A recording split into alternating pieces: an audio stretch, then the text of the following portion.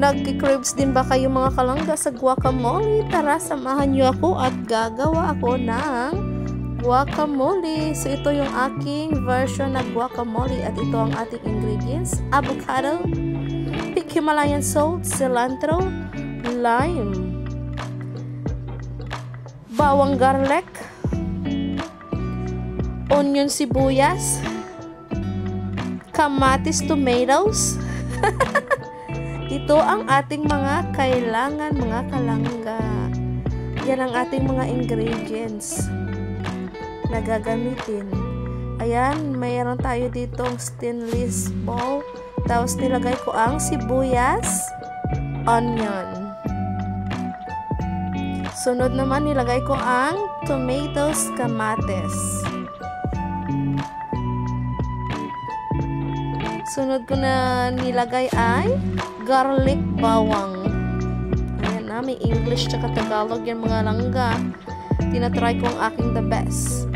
Tapos avocado. Ayan, gumamit po ako dyan ng isang buong malaking avocado mga kalangga.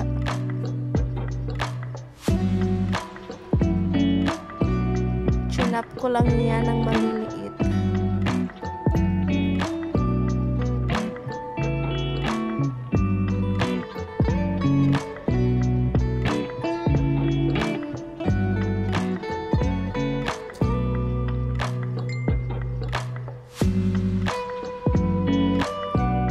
Inad ko na rin ang cilantro na hiniwa ko mga kalangga.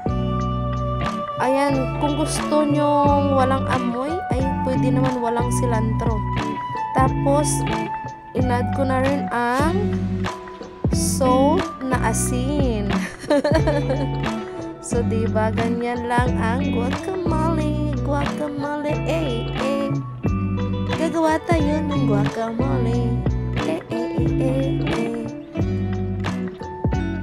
Ang panghuli dyan na nilagay ko na ingredients mga kalangga ay lime. Diba? Ipiga-pigain lang natin, squeeze the lime para lumabas ang kanyang katas. Ang katas ng lime ang magpapasarap dito mga kalangga. Dahil sa guacamole kailangan natin ng lime. Nag-add ako dyan mga kalangga ng isang buong lime. Pag gusto nyo ng medyo maasim-asim, you can add more lime mga kalangga ha. Mga ka-OFW, alam ko gustong-gusto nyo rin ito. Kaya kung nagki-crepes kayo sa mga ganitong pagkain, mekos-mekos natin na yan. Pwede naman kayo gumawa mga kalangga. Mekos-mekos lang. Mekos-mekos lang. Mekos-mekos lang. Mekos-mekos lang. Ito yung Asian guacamole mga kalangga. Made with love. Ayan ang guacamole. Guacamole. Actually mga kalangga, nakukulangan ako dyan sa cilantro, kaya nag-add ako. Then nag-add din ako ng onion kasi nakukulangan nga ako mga kalangga, diba? At saka yung asim niya ay hindi ko nagustuhan. I mean, parang hindi ako naasiman sa lime. Kaya mga kalangga, ang ginawa ko dyan ay nag-add ako ng kalamansi na 3 kasi hinahanap ko yung sarap doon sa restaurant na kinakain namin na medyo maasim-asim siya. Diba? Ayan, hinalo-halo ko lang yan. Mekos-mekos lang ang ating guacamole dahil kasama yan sa paggawa ng guacamole na kailangan mo siyang i-mekos-mekos, ihalo-halo. So, ayan na siya mga kalangga. O, tignan nyo. Diba? Ganyan lang kasimple ang guacamole natin. Ayan ang ating plato. Diba? Bonggesh. Ayan naman ang ating plato na puti na pang restaurant. Tapos gumamit lang ako dito ng Doritos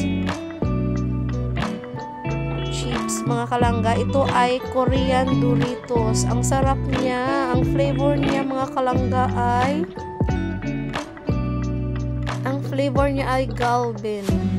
Galbi. Galbi chicken. Ayan, binuksan ko muna yan, mga kalangga, kaya medyo matagal. Diba bongga? Ang sarap nito. Ang sarap ng Doritos na to, mga kalangga. Sobrang sarap niya. Diba? Akala mo lang, ha? Ganito lang, mga kalangga, ang gawin nyo pag nakikrives kayo ng guacamole. Ayan na ang ating guacamole. Ang sarap. Diba? Naglalaway na ako dyan, mga kalangga, habang nilalagay ko kasi I'm so excited na talaga tikman. Ito na ang ating guacamole with Doritos chips. Kung nagustuhan nyo, mga kalangga, ang aking ginawa, please like, comment, subscribe to my channel. Thank you so much sa mga nagsusuporta at nanonood sa aking videos. I love you all. Ito na ang ating guacamole.